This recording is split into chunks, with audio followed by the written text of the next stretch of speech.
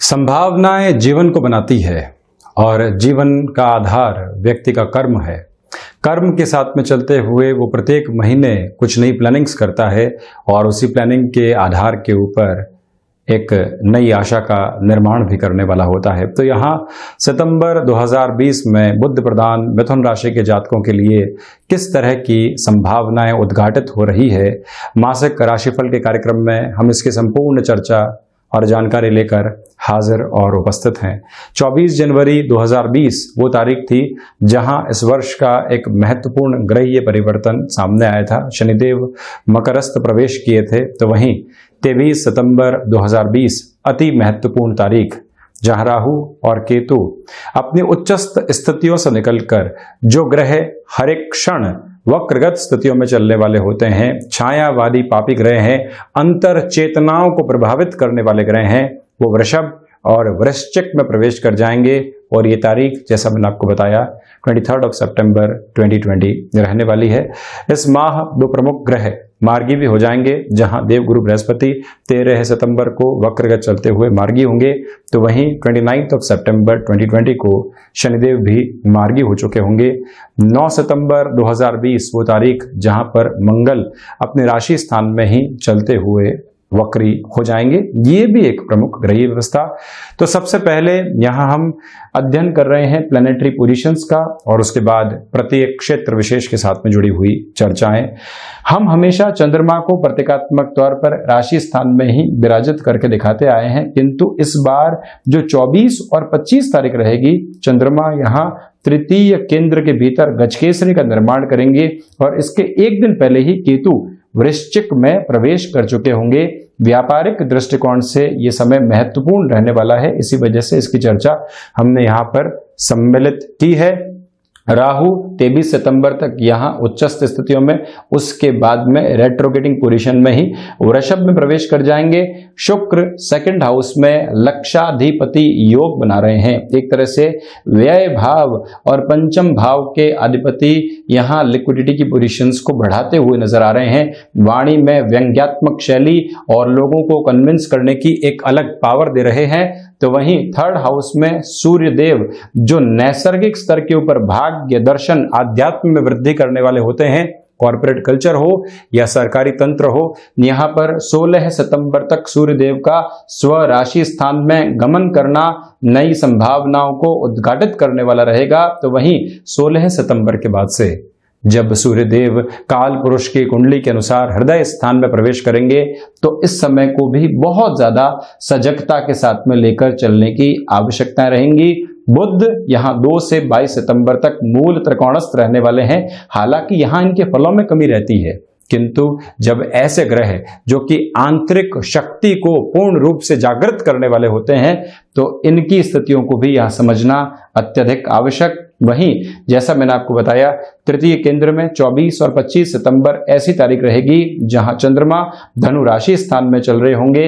देवगुरु बृहस्पति 13 सितंबर से मार्गी हो जाएंगे।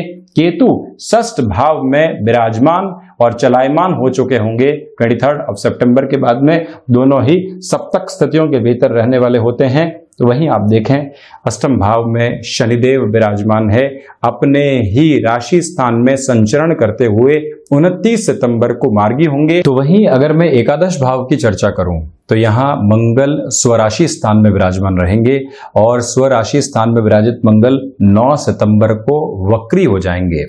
लाभ भाव में विराजित ग्रह द्रव्य और धन भाव को देख रहे हैं चौथी दृष्टि से, और वहीं मंगल की 7वीं दृष्टि पंचम भाव पर है। एक तरह से ज्योतिषीय भाषा में मैं अगर कहूं तो पंचम भाव जो कि आकस्मिक धन लाभ का भाव भी है, शुक्र जो कि इंट्यूटिव फीलिंग, गट फील को बढ़ाने वाले और आकस्मिक धन लाभ के क्षेत्र विशेष में व्यक्ति को एक नया आयाम देने वाले ग्रह भी चौथी दृष्टि से मंगल के साथ में एक संयोजन में रहेंगे। मंगल 8वीं दृष्टि से षष्ठ भाव को देख रहे हैं, जो इनका स्वराशि स्थान भी है। बुध प्रधान राशि के लिए मंगल की ये स्थितियां अति महत्वपूर्ण हो जाती है। ढैया जब चल रही हो, राहु केतु परिवर्तित होने वाले हों और मंगल जब ऐसा आधार बना रहे हों, तो हमको प्रत्येक गणना के ऊपर ध्यान देना होता है। शुरुआत प्रथम भाव के साथ में ओवरऑल कॉन्फिडेंस की पोजीशन के अंदर राहु यू टर्न की पोजीशंस देते हैं। या तो व्यक्ति ओवर कॉन्फिडेंट होकर चलता है, जाते जाते राहु हैं और वो भी उच्चस्थ स्थितियों से निकल रहे हैं, या फिर बिल्कुल लूज कॉन्फिडेंट हो जाता है। अति आत्मविश्वास और बिल्कुल भी आत्मविश्वास नहीं, ये दो प्रवृत्तियां जहां सम्यक स्तर के ऊपर संतुलन बनाकर चलना हो, वहीं पर व्यक्ति में अंतर विद्रोह का शुमार रहता है। इसका आशय क्या है, अगर लेमन लैंग्वेज के अंदर समझा जाए तो आप देखिए कि अगर हमको व्यापारिक जीवन के अंदर कुछ नया शुरू करना है, यहां रुक कर चलना होगा, यहां धैर्य रखना होगा। 5-6 महीने पहले से स्पष्टता बनी हुई थी, तब हम ये प्रयास कर सकते हैं कि इस महीने ऐसी कैलकुलेशंस के साथ में चलें। 1-2 सितंबर के आसपास हम किसी नए व्यापार के बारे में सोचते हैं, 15 सितंबर तक शुरू करने की ओर चले जाते हैं, 20 सितंबर तक किसी और व्यक्ति विशेष को जोड़ने के बारे में भी सोच लेते हैं। ऐसी गणनाएं यहाँ सार्थक नहीं है। धैर्य की आवश्यकता पुरजोर तरीके से शुमार रहेंगी। ये एक बात। नौकरी पेशा जीवन के अंदर भी जो एग्जिस्टिंग बेस बना हुआ है और जो एक स्टिफ टाइम चल रहा हो चारों ओर, उसके अंदर भी जब आपके लिए ईश्वरीय कृपा के माध्यम से स्थितियां चल रही हो, फैसिनेशंस के बूते गलत तरीके से किसी भी स्थिति को जोखिम का नाम देकर आपको जॉब चेंजेस से यहां बचना चाहिए। जो स्थायित्व प्राप्त है उस स्थायित्व के साथ में चलें। बहुत अधिक स्पष्टता, जिम्मेदारी, कोई एकदम रिकॉग्नाइज्ड पोजीशन अगर 16 सितंबर के बाद निकल कर आती है तो वहां स्वीकारोक्ति को आप बनाने वाले हो सकते हैं। इस बात का आप जरूर ध्यान रखिएगा। ये उस समय की चर्चा है जब आप एक जॉब में चल रहे हैं और दूसरी जॉब की ओर, उस पोजीशंस में जाना चाहते हैं।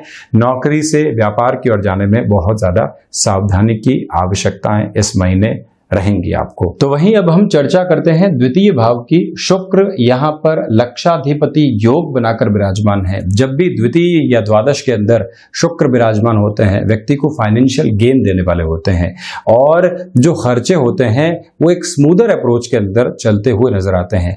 एग्जिस्टिंग बिजनेस के अंदर जो एक्सपेंसेस है, एक्सपेंसेस के बाद में जो इनकम है, इनकम के साथ में जुड़े हुए जो इन्वेस्टमेंट हैं, वो सारी ही स्थितियां आपको शुक्र दे सकते हैं। किंतु जो तीसरा पार्ट होता है इन्वेस्टमेंट का, जो फ्यूचर के अंदर प्रॉस्पर करके सामने आता है, वहां जब राहु राशि स्थान में विराजमान हो, दिग्भ्रमित करने वाले हो जाते हैं। किसी व्यक्ति ने आपको आकर कहा कि यहां पर निवेश कर दीजिए, आपके पास में एक सीमित पूंजी और उस और चले गए, तो गणनाएं लंबे समय के लिए बिगड़ गई।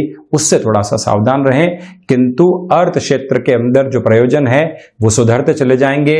वाणी में एक तरह से जो व्यंग्यात्मक शैली मिलनी चाहिए, लोगों को कन्विंस करना होता है, जो एक अलग नजर के साथ में हम देखते हुए किसी बात को शब्दों में ढालने की एक ताकत रखते हैं, ये सारी ही प्रवृत्तियां यहां मिलेंगी। किंतु जैसे जैसे रुपया और पैसा बढ़ता है, इस माह के अंतराल के अंदर कुटुंबी जनों के साथ में एक विछोह बढ़ने लगता है। व्यक्ति के भीतर एक अहम की प्रवृत्ति भी जागृत होती है, उससे आपको थोड़ा सा संभलना होगा।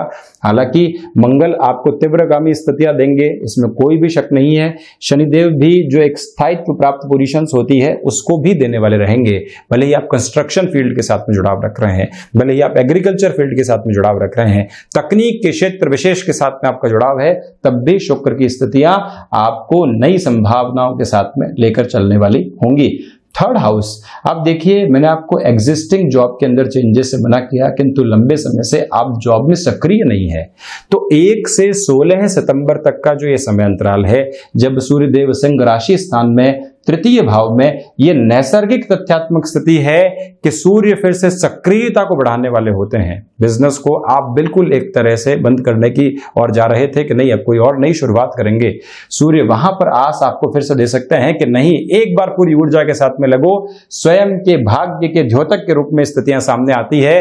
वहीं जॉब में लंबे समय से सक्रियता नहीं थी, आप फिर से यहां पर एक एक्टिव पोजीशन चाह रहे हैं, सूर्यदेव उन स्थितियों को भी देंगे। मित्रता को और साथ ही साथ में जो भाइयों के साथ में संबंध होते हैं उसको भी एक नया आधार और प्रवाह देने वाले सूर्यदेव हो जाते हैं।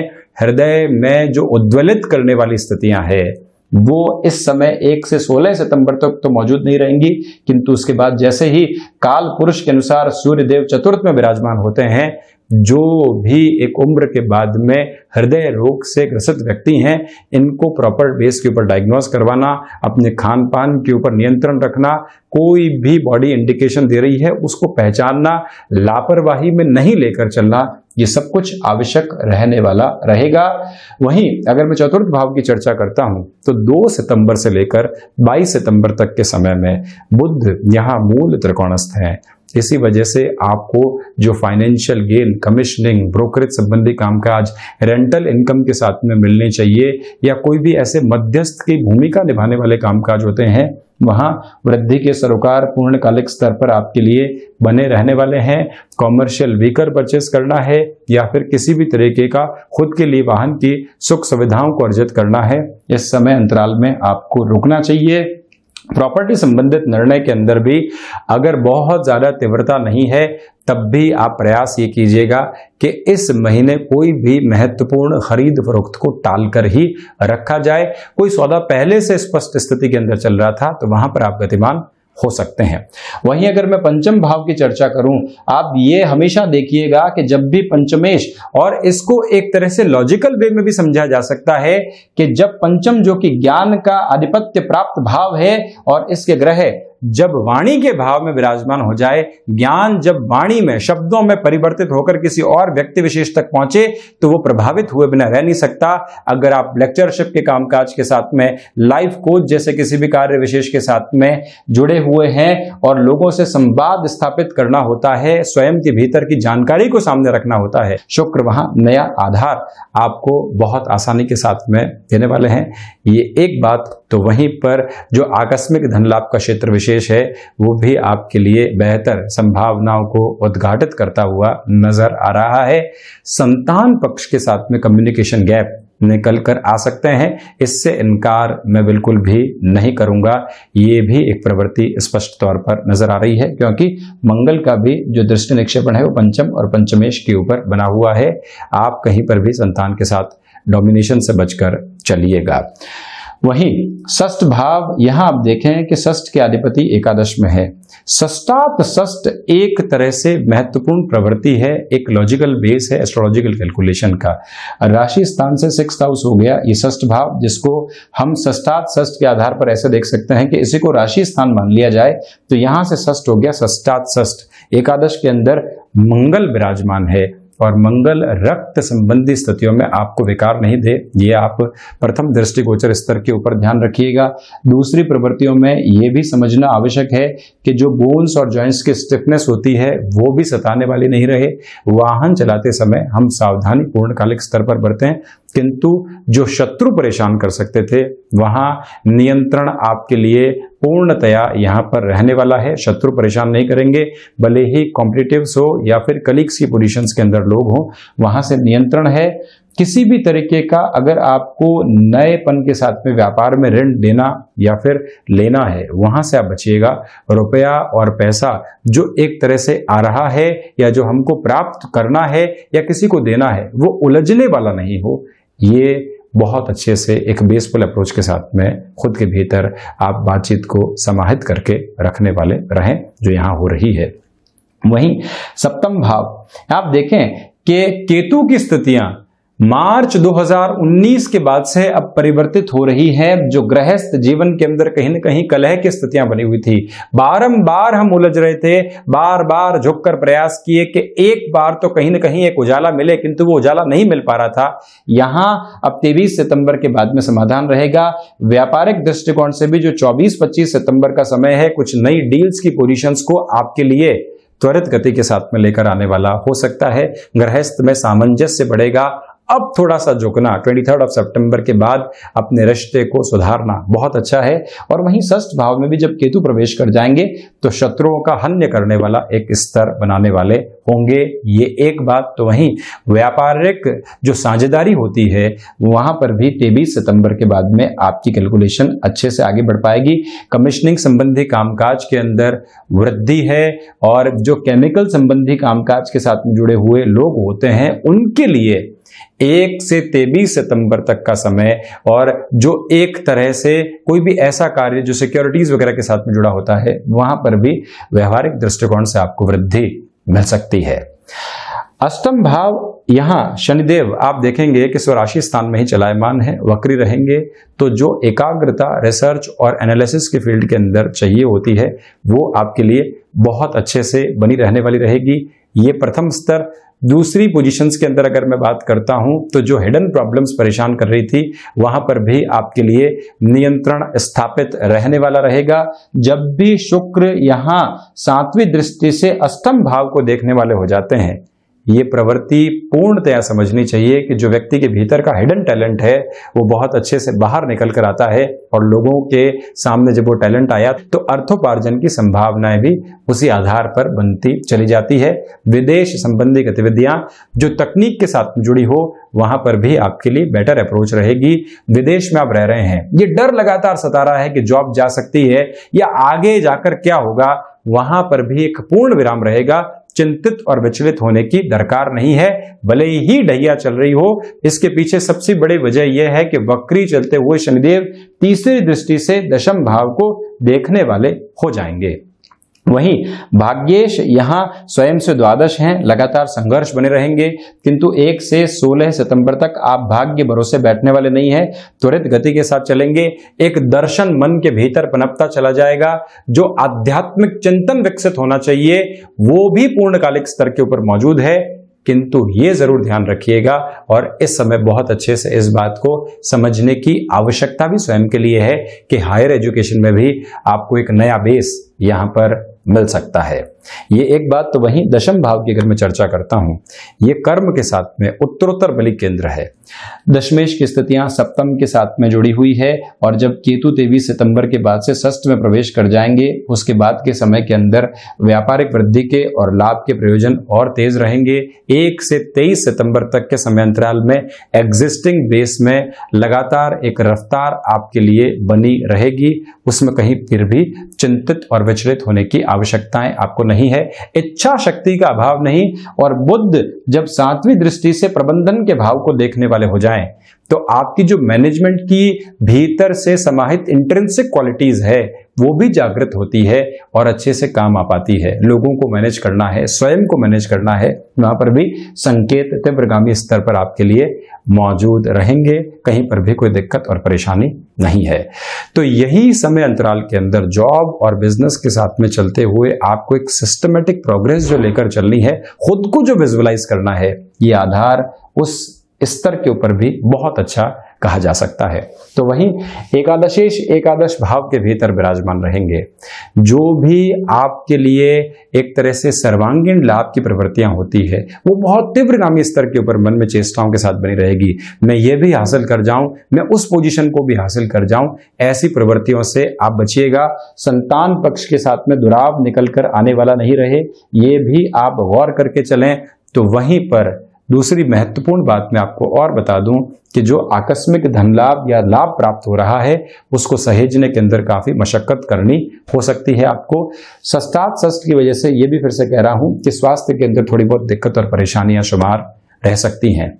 द्वादशेश यहां सेकंड हाउस के भीतर विराजमान है, तो इसी वजह से शुक्र की ये स्थितियां, जब भी आप ऐसे महीने के अंदर बहुत सोच समझकर शेयर मार्केट संबंधी कामकाज के अंदर या स्थायित्व संबंधी कार्य के अंदर निवेश करने वाले हो जाते हैं, वहां पर भी लॉन्गर टर्म का बेटरमेंट आपके लिए रहता है। जो कोर्ट कचहरी संबंधित मामलात हैं वहां पर खर्चे अधिकता के साथ में निकल कर सामने आने वाले हो सकते हैं, इससे मैं बिल्कुल भी इनकार नहीं करूंगा। एक और बात आप ध्यान रखिएगा कि संतान पक्ष के स्वास्थ्य को लेकर थोड़े से खर्चे यहाँ सामने आ सकते हैं। गृहस्थ के स्वास्थ्य को लेकर थोड़े से खर्चे यहाँ परेशान करने वाले हो सकते हैं। विदेश में रहकर अगर आपने कार्य प्रयोजन को आगे बढ़ा रहे हैं तो वहां पर भी लोगों से जुड़ाव के लिए जो खर्चे हमको करने होते हैं उसकी संभावनाएं भी बनी रहेगी। तो ये था मिथुन राशि के जातकों के लिए सितंबर 2020 का मासिक राशिफल। हम ऐसे ही चर्चाओं के साथ हाजिर होते रहेंगे। धन्यवाद और कोटिशः आभार।